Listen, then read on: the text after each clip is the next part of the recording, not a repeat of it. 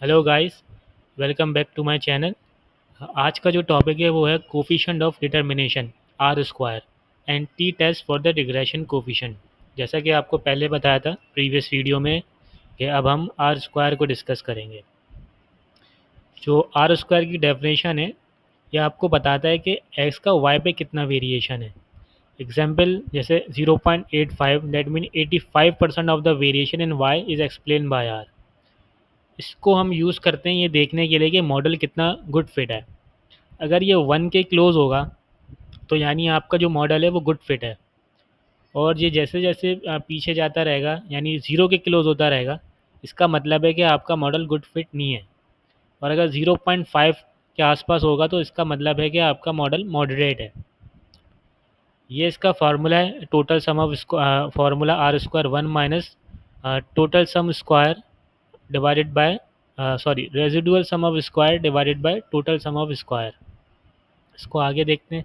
ये हमारा previous data है। आप प्रीवियस वीडियो देखेंगे तो वहाँ पे ये डेटा यूज़ हुआ हुआ है। इसी डेटा को यूज़ करते हुए आर स्क्वायर निकालेंगे।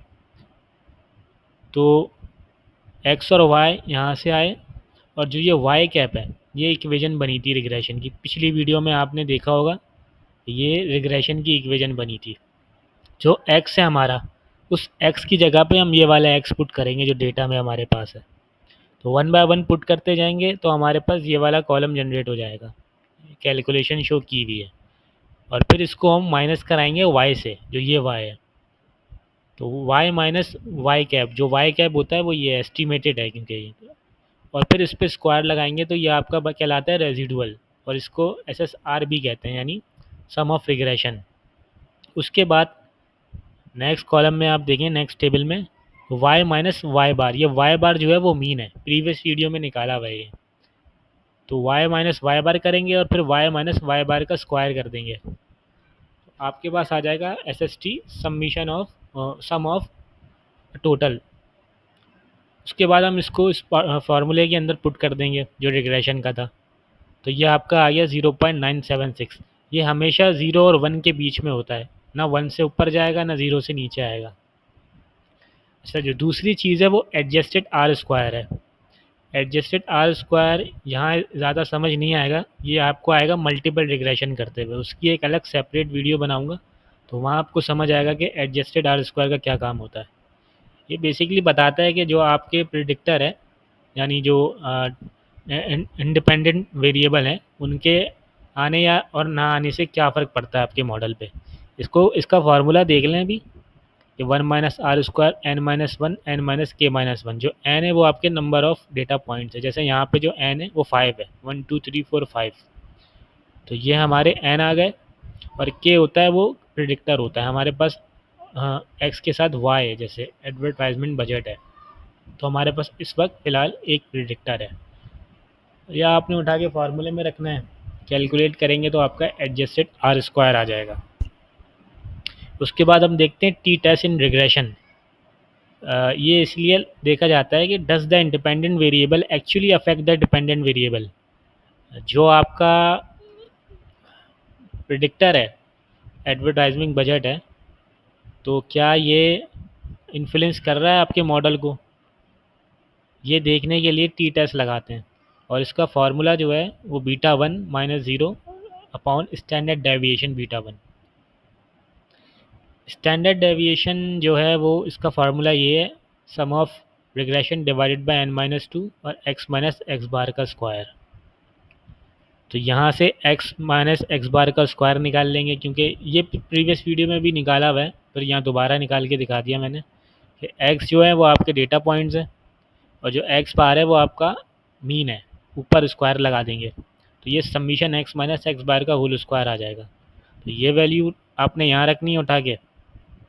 एस एस आर आप पहले ही निकाल चुके हैं यहाँ पे। ये रहा एस एस आर 40 आया था, ठीक है। इसको यहाँ रखा, एन आपके पास टोटल ऑब्जर्वेशन 5 है और 2 फार्मूले का है, तो इसको जब कैलकुलेट करा तो स्टैंडर्ड एरर आ गया बीटा वन का 0.577। अब इसकी टेस्टिंग करेंगे। Hypothesis beta one equal to zero, no affect, insignificant है, यानी अगर ये ज़ीरो के बराबर आ जाए तो इनसिग्निफिकेंट है।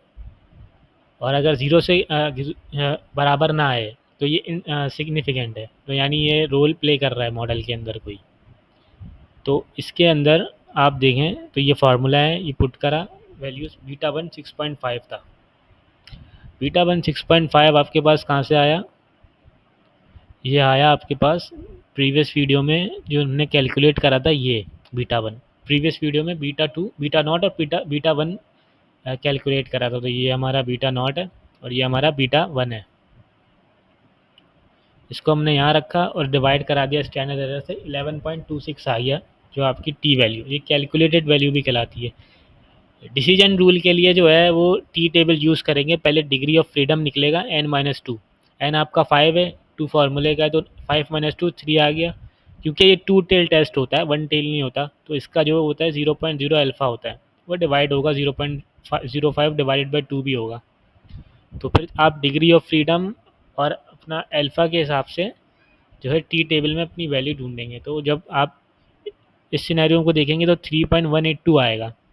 तो क्योंकि आपका जो है वो कैलकुलेटेड वैल्यू ग्रेटर है क्रिटिकल वैल्यू से जो डिसीजन की है, तो हम हाइपोथेसिस को रिजेक्ट कर देंगे। और ये डिसीजन हमें बताता है कि जो आपका एडवर्टाइजमेंट बजट है वो स्टैटिस्टिकली सिग्निफिकेंट है, वो इनसिग्निफिकेंट नहीं है। यानी ये इन्फ्लुएंस कर रहा है इस मॉडल को, ये रोल प्ले कर रहा है, यानी ये मॉडल बेहतर है, बुरा नहीं है। अब इसको एक्सेल पे करके दिखाना है, सारी वैल्यूज़ एक्सेल से मैच करके दिखाता हूँ मैं।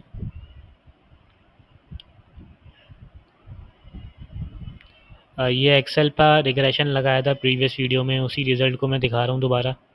तो देखें ये आपका है आर स्क्वायर 0.976, और जो आपने मैनुअल कैलकुलेट करा था वो आ रहा है 0.976, तो ये सेम आ रहा है, ठीक है। और जो एडजस्टेड आर स्क्वायर कैलकुलेट करा है वो 0.9691 आ रहा है, और यहाँ जो कैलकुलेट करा है वो 0.969 आ रहा है। थोड़ा फ़र्क है लेकिन अब दोनों सेम है। उसके बाद जो आपका टी टेस्ट है वो आप देखें कि स्टैंडर्ड एरर जो है आपका 0.577 आ रहा है यहाँ पे, जो बीटा वन का है। और यहाँ पे जो हमने निकाला था वो भी 0.577 आ रहा है। उसके बाद स्टैंडर्ड एरर निकाला था, स्टैंडर्ड एरर 0.577 आ गया। फिर टी वैल्यू निकाली थी, जो टी वैल्यू है 11.2 आ रही थी वहाँ पे मैन्युअली, तो एक्सेल पे भी 11.2 आ रही है। तो यहाँ से रिज़ल्ट आपके मैच कर रहे हैं। तो ये मैन्युअली भी करके दिखाया है और एक्सेल पे भी करके दिखाया है। अब जो नेक्स्ट वीडियो होगी वो रेजिडुअल पे होगी, कि रेजिडुअल से आपको क्या पता चलता है रिग्रेशन में। आज के लिए इतना ही।